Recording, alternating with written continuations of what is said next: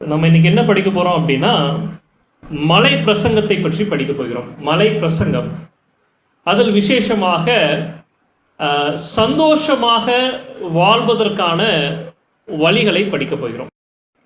மத்தேயு 5ஆம் அதிகாரத்தில் முதல் வசனத்தை வாசியுங்கள்.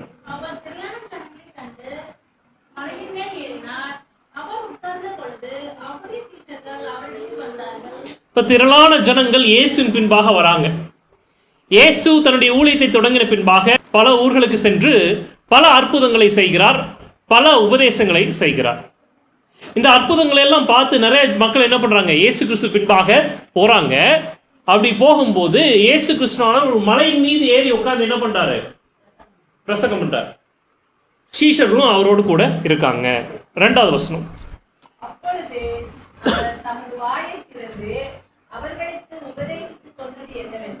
அப்ப அந்த மலையின் மீது ஏறி உட்கார்ந்து இயேசு சில உபதேசங்களை செய்கிறார். அதுதான் என்னன்னு நாம் படிக்க போறோம். அதுவும் அந்த உபதேசத்திற்கும் நாம் சந்தோஷமாக வாழ்வதற்கும் சில தொடர்புகள் இருக்கிறது. அதை பற்றி நாம் படிக்க போகிறோம். இப்ப இயேசு கிறிஸ்து அற்புதம் அடையாளம் செய்வதை பார்த்து மக்கள் பின் சென்று போனாங்க. கரெக்டுங்களா? இயேசு கிறிஸ்துவை அவங்க என்ன நம்பினாங்க? அவர் மேசியாவாக இருக்கக்கூடும் என்று நம்பினாங்க. கரெக்டுங்களா? அவர் மேசியாவாக இருக்கக்கூடும் அப்படின்னு சொல்லி நம்பினாங்க. ஆனால் யூதர்கள் மேசியாவை பற்றின முழுமையான காரியங்களை புரிந்து வைத்திருந்தார்களா அப்படின்னா கிடையாது. அவங்க மேசியா எப்படி புரிஞ்சிருந்தாங்க அப்படின்னா, ரோம ராஜ்யத்தை வீழ்த்தி தங்களுக்கென்று ஒரு ராஜ்யத்தை உண்டாக்குவார் அப்படின்னு சொல்லி நம்பியிருந்தாங்க. ஆனால் மேசியா எப்படியா வந்தார்? நம்முடைய பாவத்துக்காக சிலுவையில் மரிப்பதற்காக வந்தார். ஆனால் அவங்க அதை புரிஞ்சுக்கல.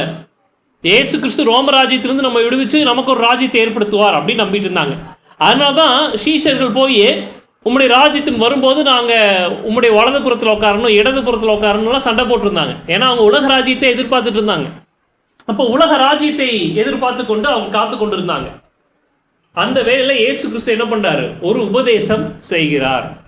இயேசு என்ன பேசுவார்னு இவங்க காத்துட்டு இருந்திருப்பாங்க.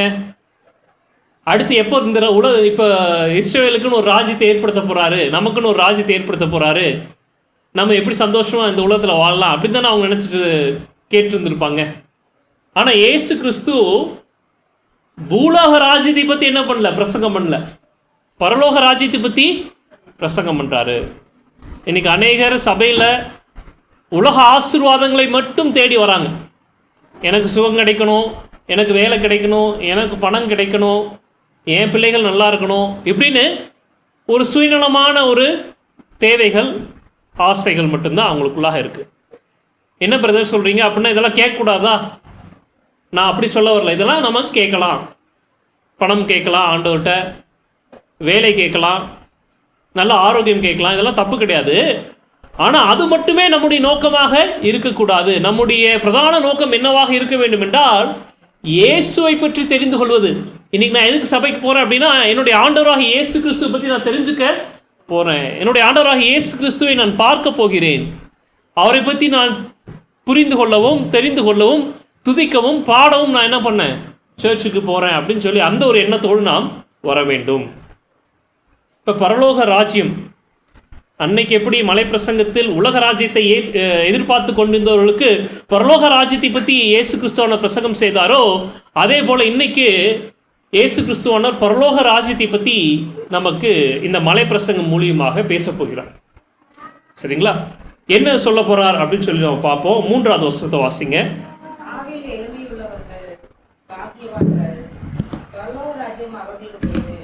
இப்போ முதல் விஷயம், ஆவியில் எளிமை உள்ளவர்கள் பாக்கியவான்கள், பரலோக ராஜ்யம் அவர்களுடையது. சரிங்களா? இங்க அடுத்தடுத்து வசனத்தை பார்த்தீங்க அப்படின்னா, துயரப்படுகிறவர்கள் பாக்கியவான்கள், சாந்த குணம் உள்ளவர்கள் பாக்கியவான்கள், நீதியின் மேல் பசிதாகம் உள்ளவர்கள் பாக்கியவான்கள், எப்படின்னு சொல்லி பாக்கியவான்கள் பாக்கியவான்கள் பாக்கியவான்கள் அப்படின்னே இருக்கும்.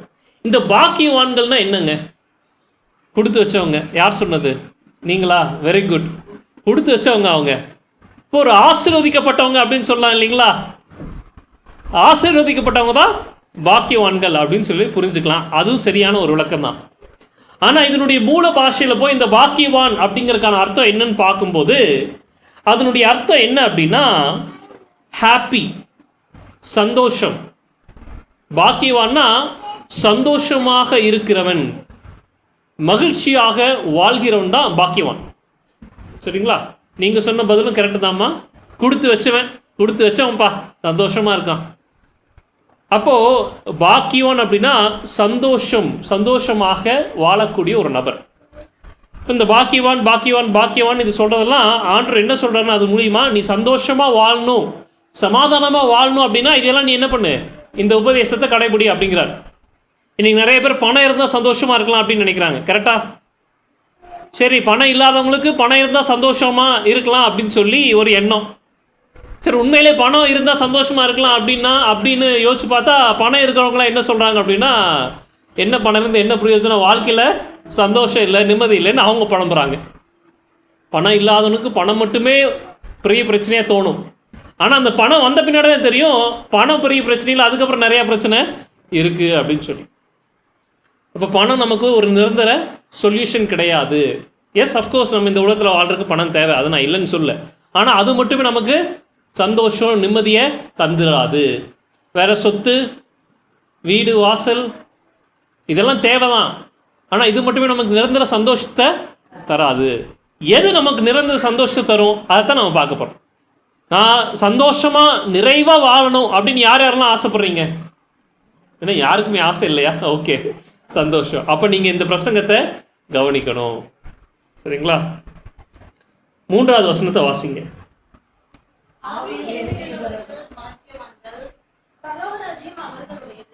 ஓகே, ஆவியில் எளிமை உள்ளவர்கள் பாக்கியவான்கள்.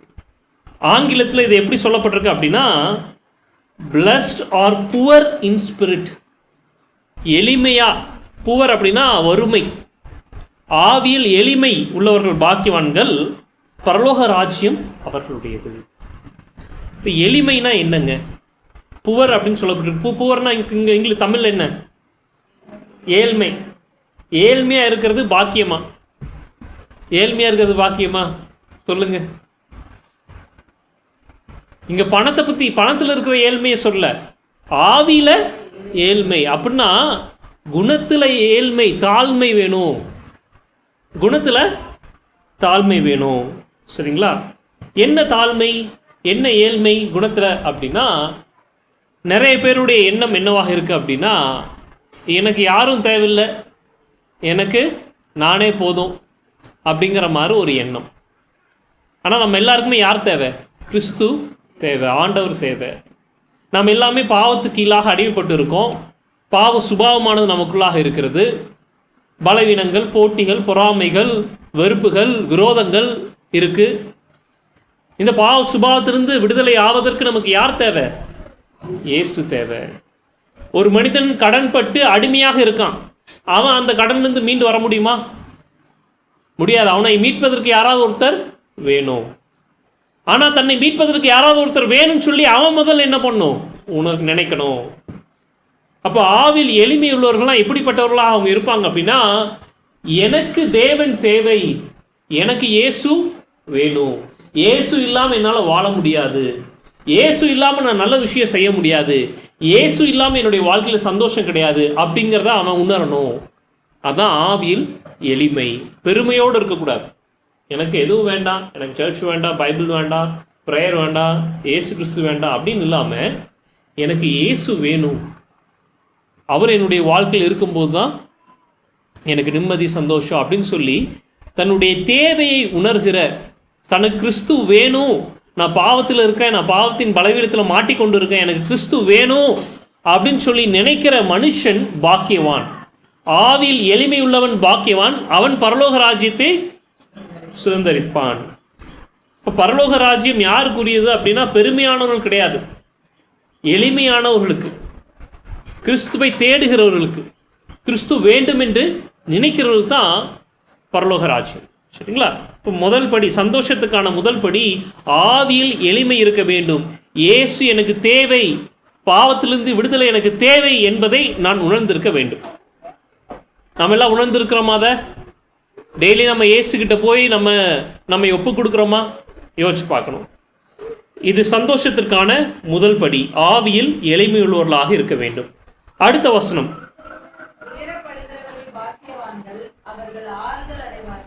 துயரப்படுகிறவர்கள் பாக்கியவான்கள். என்ன மாதிரியான துயரம்? எனக்கு ட்ரெஸ் இல்லை, எனக்கு கம்மியாக தான் ட்ரெஸ் இருக்குது, எனக்கு இது இல்லை அது இல்லை, அது மாதிரி துயரமா? ஆண்டருக்குள்ளான துயரம். அது என்ன துயரம்? இப்போ ஏதோ ஒரு துயரம், சரிங்களா? ஆண்டவர் சொல்லிட்டாரு, உடைக்காகவும் உணவுக்காகவும் கவலைப்பட வேண்டாம், இவைகள் அஞ்ஞானிகள் நாடி தேடுவது. அப்போ உலக காரியங்களை நினைச்சு துயரப்படுகிற துயரம் கிடையாது. ஏன்னா அதுதான் நீங்கள் கவலைப்படாதீங்கன்னு சொல்லிட்டார்ல ஆண்டவர். அப்போ இது என்ன துயரம்? என்ன துயரம்? யோசிங்க. யோசிச்சுட்டு அப்படியே சகரியா புத்தகத்தில் 12ஆம் அதிகாரத்தில் 10வது வசனத்தை வாசிங்க. நான் தாவீது குடும்பத்தாரின் மேலும் எருசலேமின் குடிகளின் மேலும் கிருபையின் ஆவியையும் விண்ணப்பங்களின் ஆவியையும் ஊற்றுவேன். அப்பொழுது அவர்கள் தாங்கள் குத்தின என்னை நோக்கி பார்த்து, ஒருவன் தன் ஒரே பேரானந்தத்துக்காக புலம்புகிறது போல எனக்காக புலம்பி, ஒருவன் தன் கலைச்சல் பிள்ளைக்காக துக்கிக்கிறது போல எனக்காக மனம் கட்டி துக்கிப்பார்கள். அப்ப இங்க மக்கள் துக்கிப்பார்களாம், துயரப்படுவார்களாம். எதுக்காக துயரப்படுவார்களா? அந்த வசனத்துல என்ன சொல்லப்பட்டிருக்கு? என்னை நோக்கிப்பார்கள், குத்தினவரை. அப்போ யார் நமக்காக பலியானார்?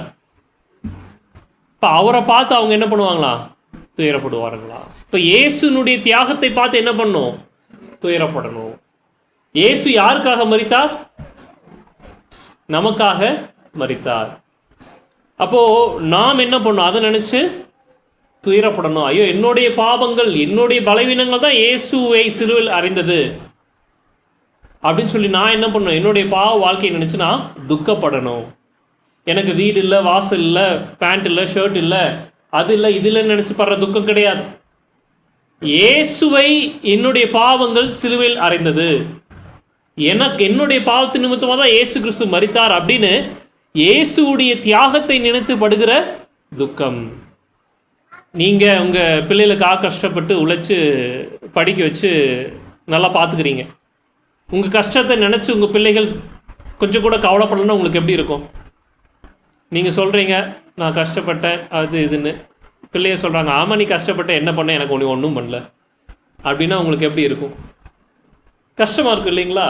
அப்போது நம்முடைய கஷ்டத்தை நம்ம யாருக்காக கஷ்டப்படுறோமோ, யாருக்காக துயரப்படுறோமோ, அவங்க அதை உணராத போது நமக்கு எப்படி இருக்குது? கஷ்டமாக இருக்குது. பெற்றோர்கள் பிள்ளைகள் எங்களுடைய கஷ்டத்தை நினச்சி பார்க்க மாட்டேறாங்க அப்படின்னு சொல்கிறாங்க. மற்றவர்கள் நம்முடைய துக்கத்தை கஷ்டத்தை நினைத்து பார்க்கல அப்படின்னா நமக்கு கோபம் வருது, வெறுப்பு வருது இல்லைங்களா? அப்போ அதே மாதிரி தானே கடவுளுக்கு இருக்கும். கடவுள் நமக்காக உயிரே கொடுத்துருக்காரு இல்லைங்களா? அப்போது அவருடைய கஷ்டத்தை நாம் நினச்சி பார்க்காம நம்முடைய சுயநலமான தேவைகளுக்கு மாத்திரம் அவரிடம் வந்தோம் அப்படின்னா அவருக்கு எப்படி இருக்கும்? உங்கள் பிள்ளைகள் உங்களுடைய கஷ்டத்தை நினச்சி பார்க்க மாட்டேறாங்க, உங்கள்கிட்ட அன்பு காட்ட மாட்டேறாங்க, உங்கள்கிட்ட 4 வார்த்தை பேச மாட்டேறாங்க, ஆனால் பணம் மட்டும் கேட்க வராங்க, எப்படி இருக்கும்?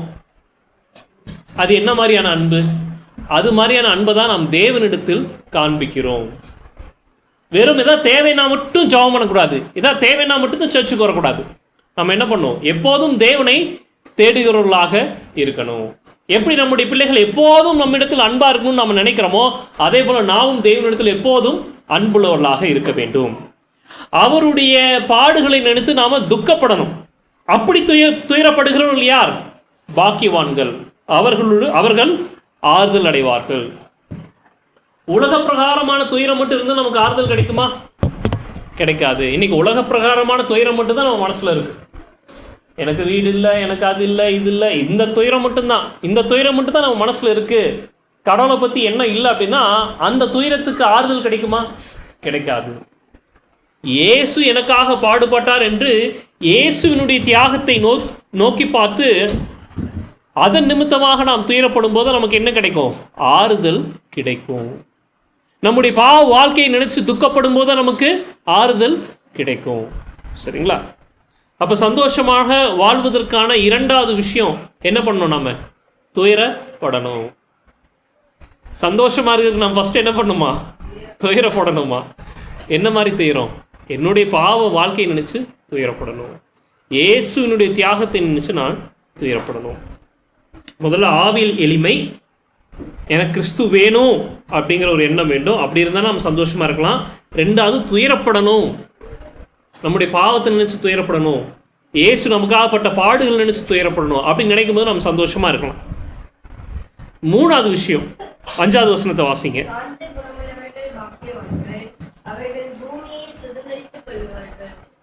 இப்ப சாந்த குணம் உள்ளவர்கள் பாக்கியவான்கள். சரிங்களா? இந்த சாந்த குணம் யார்கிட்ட போய் நம்ம கத்துக்கிறது? வேதத்தில் யாராவது சாந்த குணமுள்ள மனுஷன் யாராவது இருந்திருக்காங்களா? பூமியில் இவனை போல ஒரு சாந்த குணமுள்ள நான் பார்த்தது இல்லை.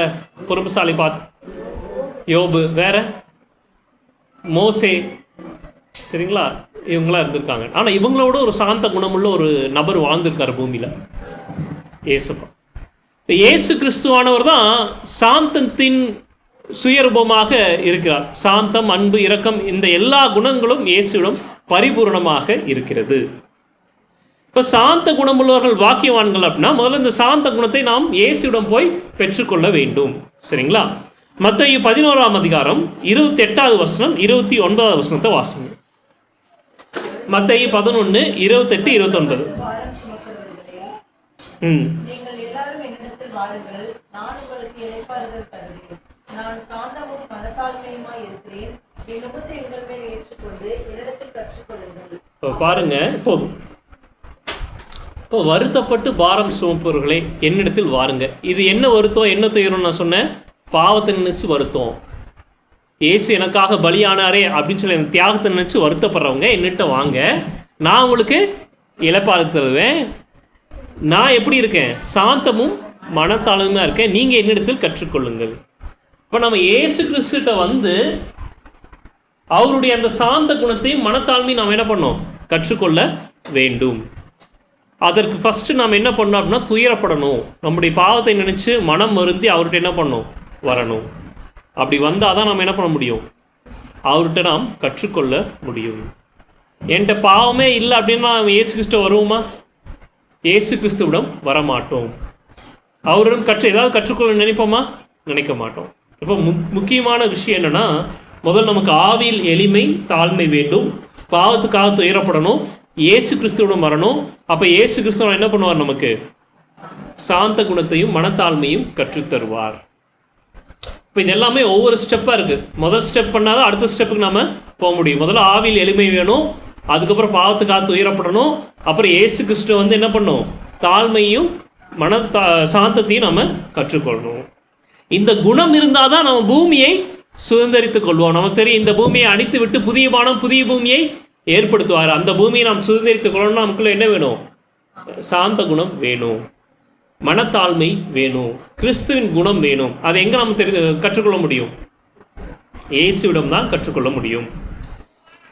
6வது வசனம்.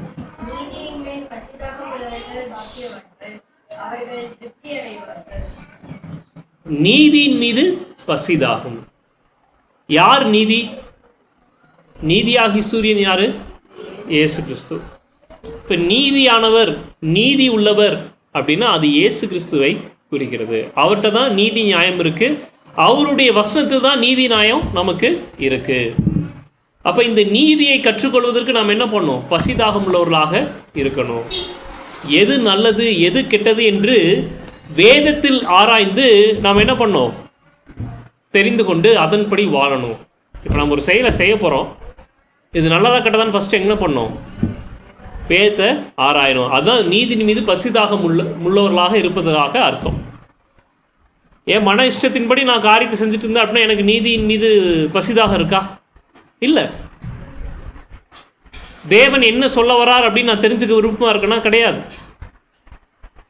ஒரு விஷயத்தை செய்கிறேன் அப்படின்னா இது செய்யணுமா வேண்டாமா அப்படின்னு சொல்லி வேதத்தில் நம்ம என்ன பண்ணணும்? தேடணும், ஜபிக்கணும். நீதியின் மீது பசிதாகம் இருக்கணும். அப்படி இல்லை அப்படின்னா நாம் தேவனுடைய ராஜ்யத்தில் பிரவேசிக்க மாட்டோம். 10 கட்டளை நீதியானது, கரெக்டுங்களா? இன்னைக்கு 10 கட்டளையில் ஓய்வு நாளை உலகம் மறந்து விட்டது. ஓய்வு நாளை மறந்து ஞாயிற்றுக்கிழமை ஓய்வு நாள் என்று அதை கொண்டாடி கொண்டு இருக்காங்க. ஆனால் வசனம் என்ன சொல்லுதுன்னா நீதியின் மீது பசிதாகம் இருக்க வேண்டும். உலகத்தினுடைய போக்கு, உலகத்தினுடைய பாரம்பரியத்தை விட்டு வேதம் என்ன சொல்கிறது? வேதத்தில் எது சரியாக இருக்கிறது, எது நீதியாக இருக்கிறதோ அதைத்தான் நம்ம என்ன பண்ணணும்? செய்யணும். அடுத்த வசனம் இரக்கமுள்ளவர்கள் பாக்கியவான்கள், அவர்கள் இரக்கம் பெறுவார்கள். ஓகே, இரக்கமுள்ளவர்கள் பாக்கியவான்கள், அவர்கள் இரக்கம் பெறுவார்கள். நம்ம எல்லாருமே தேவன் நம் பாவத்தை மன்னிக்கணும், நம்மிடத்தில் இரக்கமாக இருக்கணும்னு நினைக்கிறோம். கரெக்டுங்களா? அப்போ தேவன் நம்மிடத்தில் இரக்கமாக இருக்கணும்னா நாம் என்ன பண்ணணும்? மற்றவங்களிடத்துல இரக்கமாக இருக்கணும். அதனால வசனம் சொல்வது இரக்கமுள்ளவர்கள் பாக்கியவான்கள், அவர்கள் இரக்கம் பெறுவார்கள். சரி, இந்த இரக்கம் அப்படிங்கிறது எப்படிப்பட்ட இரக்கம்? எபிரேயர் 8ஆம் அதிகாரம் 12வது வசனம். ஏனெனில் நான் அவர்கள் அநியாயங்களை கிருபையாய் மன்னித்து அவர்கள் பாவங்களையும் அக்கிரமங்களையும் இனி நினையாமல் இருப்பேன் என்று கர்த்தர் சொல்கிறார். இப்போ ஆண்டவர் என்ன சொல்றான்னு பாருங்க. அவங்க அநியாயத்தை நான் என்ன பண்றேன்? மன்னிச்சு அவங்களுடைய பாவத்தை இனிமேல் நினையாமல் இருப்பேன். இப்போ ஆண்டவர் எப்படிப்பட்ட நபராக இருக்காருன்னா, பாவத்தை மன்னிக்கிற மறக்கிற நபராக இருக்கார். இப்போ நமக்கு மறதினா அது சகஜம், சில விஷயங்கள் ஞாபகம் இருக்கும், சில விஷயங்கள் மறந்துடும். ஆனால் ஆண்டவருக்கு ஏதாவது ஒரு விஷயம் மறக்குமா? மறக்காது. ஆனால் இருந்தாலும் ஆண்டவர் என்ன சொல்கிறார்? நான் உன் பாவத்தை மறந்துடுறேன். இப்போ ஆண்டவர் எவ்வளோ கிருபை உள்ளவராக இருக்காருன்னு பாருங்கள்.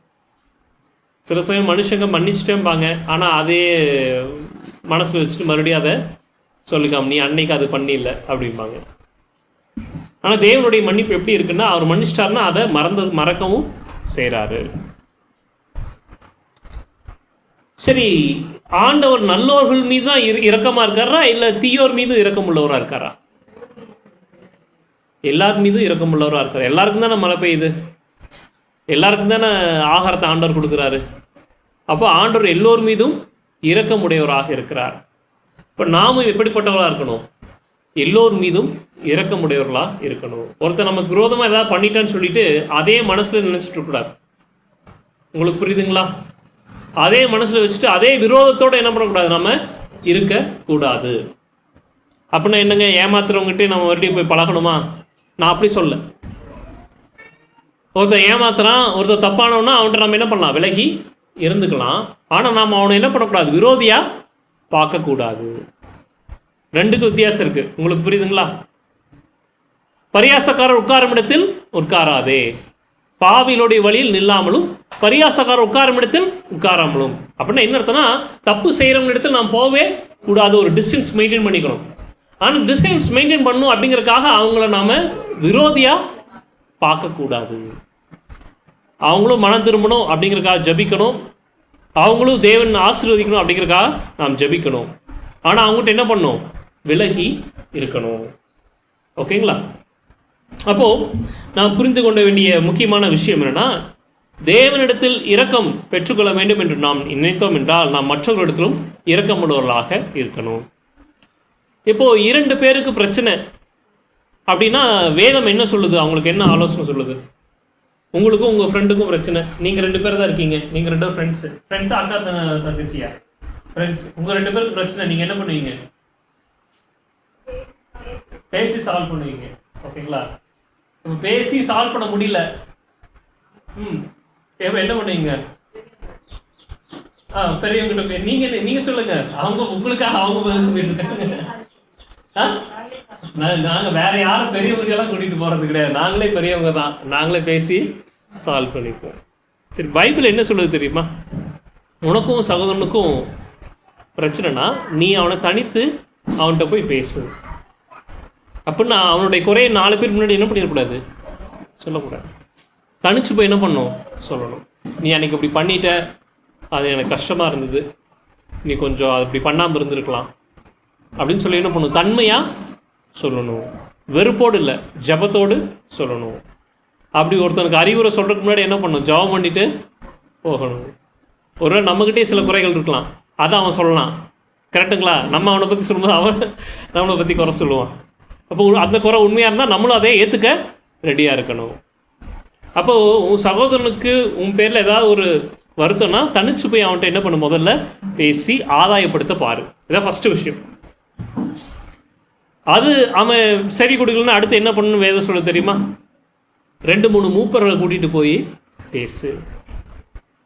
ஏன்னா அவன் நியாயத்தை அவன் புரிஞ்சுக்க மாட்டேங்கிறான், அவன் தப்பாக உணரல. அப்போ என்ன பண்ணும்? 2-3 மூப்பரை பெரியவங்களை கூட்டிகிட்டு போய் என்ன பண்ணும்? பேசணும். அவதுக்கும் அவன் செவி கொடுக்கலன்னா என்ன பண்ணும்? சபையில் வச்சு பேசி முடிச்சிடணும். அதுக்கப்புறம் அந்நியனை போல இருந்துக்கணும். அந்நியனை போல அப்படின்னா அவங்ககிட்ட கொஞ்சம் விலகி இருந்துக்கணும். உங்களுக்கு புரியுதுங்களா? நிறைய பேர் விலகியும் போக மாட்டாங்க, மன்னிக்கவும் மாட்டாங்க, கூட இருந்து குழி பறிப்பாங்க இல்லைங்களா? ஆனால் நம்ம என்ன பண்ணக்கூடாது, நம்ம அவன் நமக்கு விரோதமாக ஏதோ பண்ணிட்டான், அவன்கிட்ட சொல்லி பார்க்கணும் நல்ல விதமாக. கேட்கல, 2-3 பேரை வச்சு சொல்லி பார்க்கணும், அப்பவும் கேட்கல. அப்போ என்ன பண்ணணும்? அந்நியனை போல் நம்ம இருந்துக்கணும். அந்நியனை போல் அப்படின்னா அவன் யாரோ நான் யாரோ. அதுக்காக அவனை வெறுக்கணும், இல்லை அவனுக்கு எதாவது கஷ்டம் நான் போய் உதவி பண்ணக்கூடாது அப்படின்லாம் சொல்ல வரல. அவனை நம்ம நேசிக்கணும், ஆனால் அவன்கிட்ட என்ன பண்ணக்கூடாது? நெருங்கி இருக்கக்கூடாது. 2வது, அவனுக்கு ஏதாவது ஒரு கஷ்டம் வருது, தேவை வருதுன்னு நம்ம என்ன பண்ணலாம்? போய் உதவி பண்ணலாம்.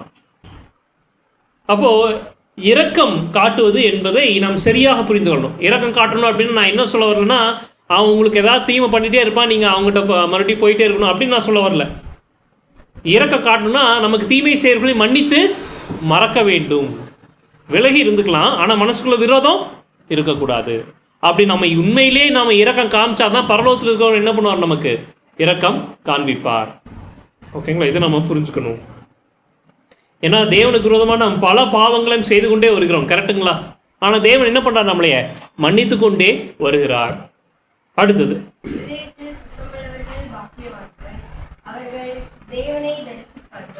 சரி, இருதயத்தில் சுத்தமுள்ளவர்கள் பாக்கியவான்கள், அவர்கள் தேவனை தரிசிப்பார்கள். நம்ம இருதயம் பாவத்துக்கு கீழே இருக்கு. நம்ம இருதயம் சுத்திகரிக்க முடியுமா? நம்மால கிடையாது, முடியாது. யார் நம்மை சுத்திகரிக்கக்கூடியவர்? இயேசுவானவர். அப்போ இயேசுவிடம் நாம் அனுதினம் இயேசுவிடம் நம்முடைய இருதயத்தை கொடுத்தாதான் நம்முடைய இருதயம் என்ன ஆகும்? சுத்தமாகும். இன்னைக்கு நிறைய பேர் இயேசுவிடம் வருவது கிடையாது. அவங்க லைஃப்பில் ஜபம் கிடையாது, வேத வாசிப்பு கிடையாது, எதுவுமே சபைக்கு வருவது கிடையாது, எதுவுமே இல்லை. அப்புறம் இருதயம் எப்படி சுத்திகரிப்பாகும்? நிச்சயமாக இருதயம் சுத்திகரிப்பு ஆகாது. அப்போ இருதய சுத்திகரிப்பு ஆகணும் அப்படின்னா நம்ம என்ன பண்ணணும்? அனுதினம் இயேசுவிடம் வர வேண்டும், நம்ம பாவ அறிக்கை செய்யணும். அப்போ இயேசு என்ன பண்ணுவார்? நம்ம இருதயத்தை சுத்திகரிப்பார், நமக்கு புது இருதயத்தை தருவார். உங்களுக்கு புரியுதுங்களா எப்படி இந்த சுத்திகரிப்பு நடக்குது அப்படின்னு சொல்லி? அதே போல் பாவம் இல்லாத ஒரு வாழ்க்கை, அந்த நிலைக்கு போகணும். வெறுப்பு, விரோதம், போட்டி, பொறாமை இது நமக்குள்ளே என்ன பண்ணக்கூடாது? இருக்கக்கூடாது. அந்த ஒரு நிலைமைக்கு வரணும் அப்படின்னா அனுதினம் நாம் கிறிஸ்துவிடம் வர வேண்டும். அனுதினம் காலையில் என்ன பண்ணணும்? பைபிளை படிக்கணும். சரி, இது சந்தோஷமாக வாழ்வதற்கான 6வது படி. 7வது விஷயம் என்னன்னு பார்ப்போம்.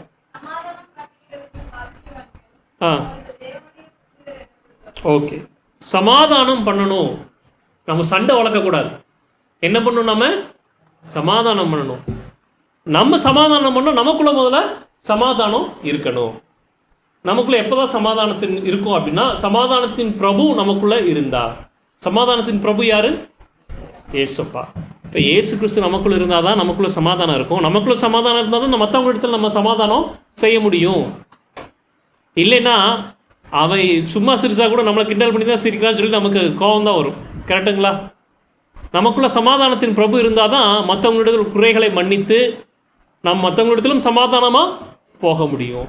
இல்லைன்னா நமக்கு சீக்கிரம் கோபம் வரும், எரிச்சல் வரும், சந்தேகம் வரும், எல்லாமே நமக்கு வரும். உங்களுக்கு நான் சொல்கிறது புரியுதுங்களா? சரி, அடுத்தது